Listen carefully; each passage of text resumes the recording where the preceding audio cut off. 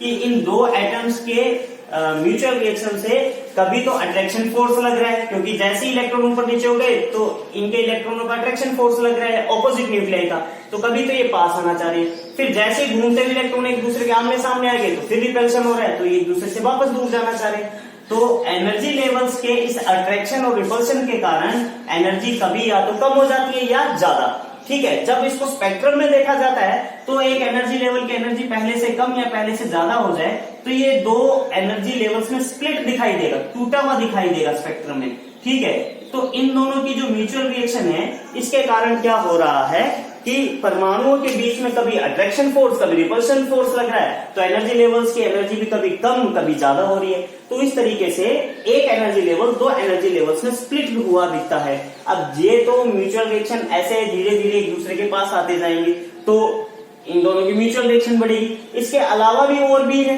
तो जैसे जैसे ये अट्रैक्शन रिपल्शन फोर्स चलता जाएगा बढ़ता जाएगा तो ये जो नए एनर्जी लेवल्स दिख रहे हैं ये नए एनर्जी लेवल्स भी अगले और एनर्जी लेवल्स में टूट जाएंगे, ये अगले और एनर्जी लेवल्स में टूट जाएंगे, एक के संगत दो बनते जाएंगे। अब ऐसे हम देखते चलें तो एनर्जी लेवल्स अगर हमारे पास ऐसे टूटते चले जाएं तो क्या होगा, एक कंडीशन ऐसे आएगी कि हमारे पास एनर्जी लेवल्स के बीच में म्यूचुअल रिएक्शन इंक्रीज होते जाने के कारण यहाँ पर एनर्जी लेवल्स का एक बहुत बड़ा ऐसा ग्रुप सा बन जाएगा जिनके बीच में एनर्जी डिफरेंस बहुत कम होता है।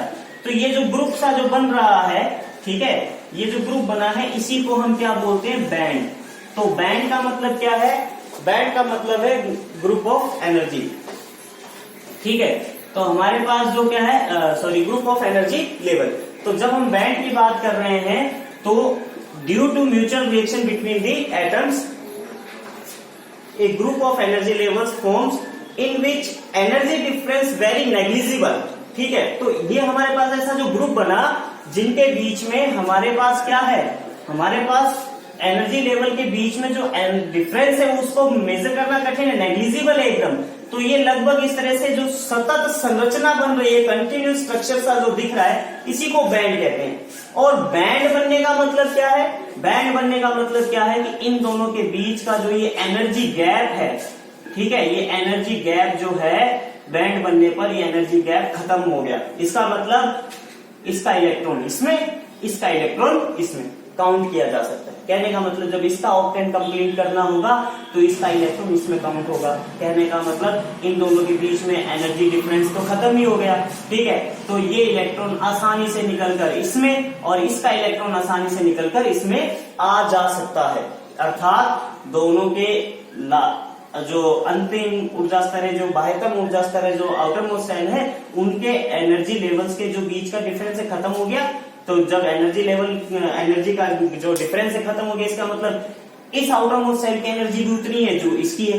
तो इसका ऑक्टेन कंप्लीट करना है, जब इसको स्थायित्व प्रदान करना है तो इसका मतलब ये इलेक्ट्रॉन इसमें जा सकता है, और जब इसके स्थायित्व की बात करते हैं तो इसका इलेक्ट्रॉन इसमें जा सकता है। या हम कह सकते हैं कि इन दोनों के बीच में, एटम के बीच में जो बॉन्ड बनना था बन गया।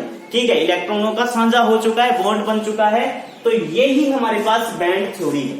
ठीक है, आप देखेंगे जो आउटर मोस्ट सेल होती है ना, उसके ऊपर नाभिक का जो अट्रैक्शन फोर्स इतना ज्यादा नहीं होता इन कंपैरिजन इनर सेल्स के तुलना में, है ना।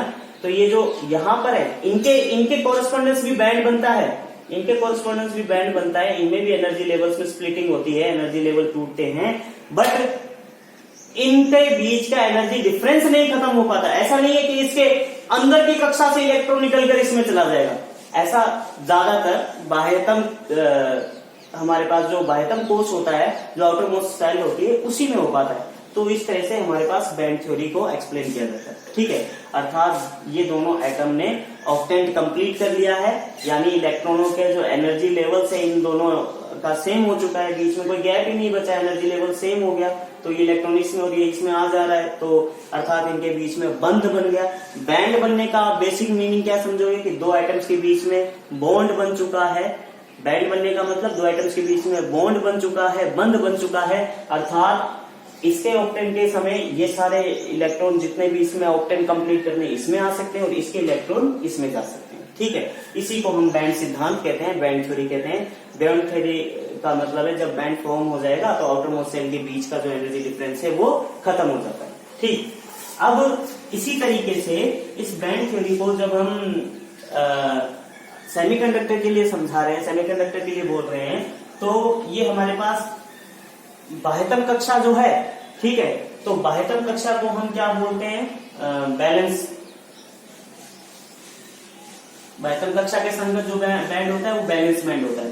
तो बैलेंस बैंड का मतलब क्या है? बैंड का मतलब है बहुत सारे एनर्जी लेवल्स का एक ग्रुप, ठीक है। तो बैलेंस बैंड का मतलब है बहुत सारे एनर्जी लेवल्स का एक ग्रुप। तो इस तरीके से बहुत सारे एनर्जी लेवल्स का एक ग्रुप बना दिया जिसे बैलेंस बैंड कहते हैं। ये आउटर मोस्ट साइड के कॉरेस्पॉन्डेंस है, जो ये बाह्यतम कक्षा है ना उसके संगत है। तो आउटर मोस्ट साइड के इलेक्ट्रॉन की जब हम बात करें तो आउटर मोस्ट साइड का जब बैंड बनता है इसका मतलब क्या है? वो इलेक्ट्रॉनों से भरा हुआ होता है, अर्थात ये फुल ऑफ इलेक्ट्रॉन होता है। इसके ऊपर का मैं एक एनर्जी लेवल बना रहा हूं जो खाली दिखा रहा हूं मैं अभी, मतलब अभी ये मैंने ऐसे बनाया, ठीक है। इसको मैं कंडक्शन बैंड लिख रहा हूं, हिंदी में इसको चालन बैंड कहते हैं, और ये हमारा संयोजी बैंड है, ठीक है। तो इसकी जो एनर्जी उसको EV से लिख रहे हैं और इसके जो एनर्जी इसको EC से लिख रहे हैं। ये चालन बैंड क्या है कि हम कंडक्टिविटी दिखाना चाहे तो कंडक्टिविटी का मतलब क्या है? कंडक्टिविटी का मतलब है नंबर ऑफ फ्री इलेक्ट्रॉन्स। अब जरा इस डायग्राम पे थोड़ा सा ध्यान देखेंगे ये सभी क्या है? बंद बनाकर बैठे हुए हैं। इसका मतलब अभी क्या है कि इन परमाणुओं के बीच में इलेक्ट्रॉनों का साझा हुआ है। तो ये जो बीच में खाली जगह दिख रही है, इस खाली जगह में कहीं भी कोई फ्री इलेक्ट्रॉन नहीं है।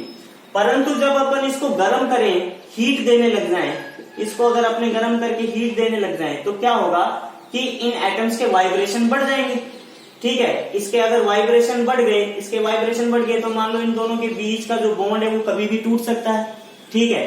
तो जब ऐसे वाइब्रेशंस बढ़ते हैं तो क्या होता है कि ये इलेक्ट्रॉन जो है इनके जो बीच में जो बॉन्ड फॉर्मेशन हुआ है उससे निकलकर इस खाली जगह में आ सकते हैं।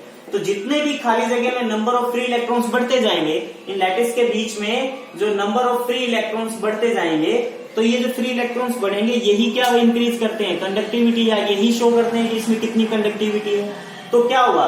जब इलेक्ट्रॉन इन दोनों एटम्स से अलग जा चुका है तो मतलब ये जो इलेक्ट्रॉन है, ये इलेक्ट्रॉन ना तो इस एटम में है ना ही इस एटम में, तो वो है कहां? वो इस लैटिस के बीच में कहीं इधर उधर घूम रहा है, अर्थात इसकी कंडक्टिविटी को शो कर रहा है, क्योंकि conductivity due to free electron होती है।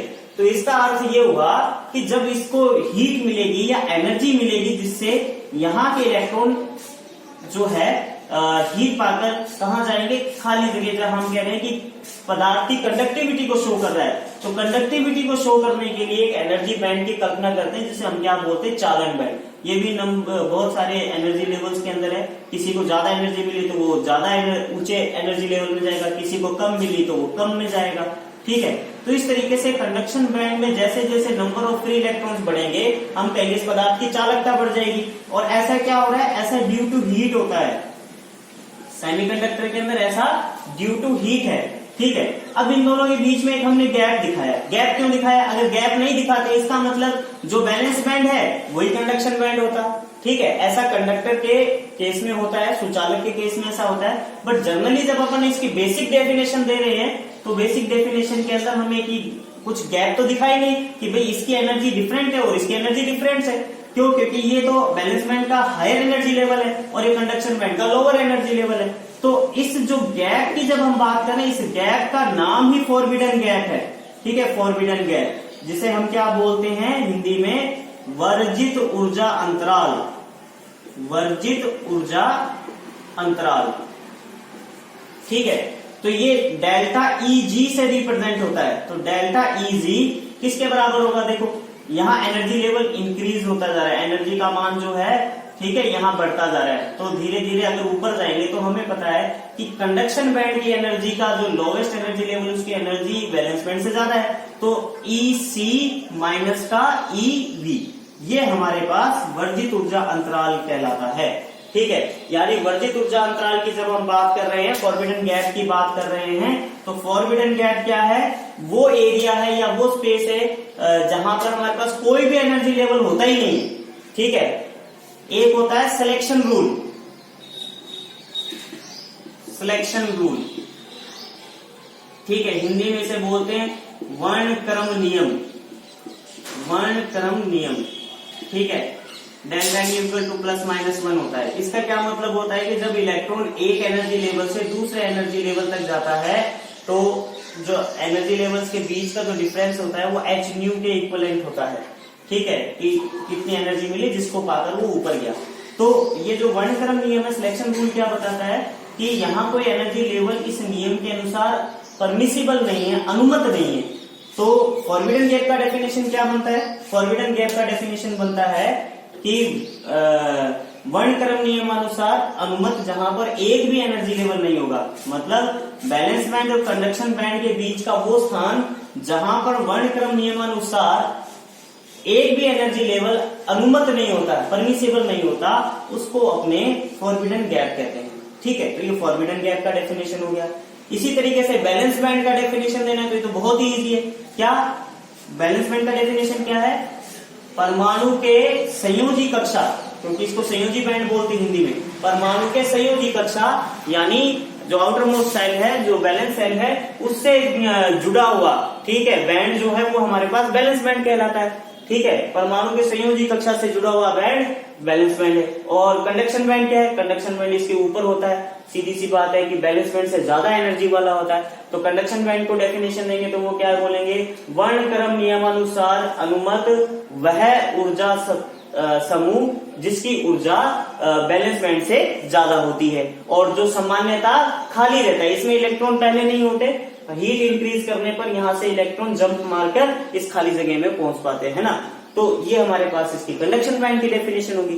तो ये सेमीकंडक्टर का बिल्कुल बेसिक सिद्धांत है कि भाई कंडक्शन बैंड क्या होता है, बैलेंस बैंड क्या होता है, फॉरबिडन गैप क्या है, क्योंकि आगे सेमीकंडक्टर का डेफिनेशन इस फॉरबिडन गैप के आधार पर ही दिया जाएगा। ठीक है, तो ये हमारे पास सेमीकंडक्टर की बात कर रहे थे, ये हमारे पास टॉपिक है। तो आप इसको अच्छे से पढ़िएगा, कुछ नहीं समझ आएगा तो आप दोबारा मेरे को कॉल करके पूछ सकते हैं। Okay, thank you.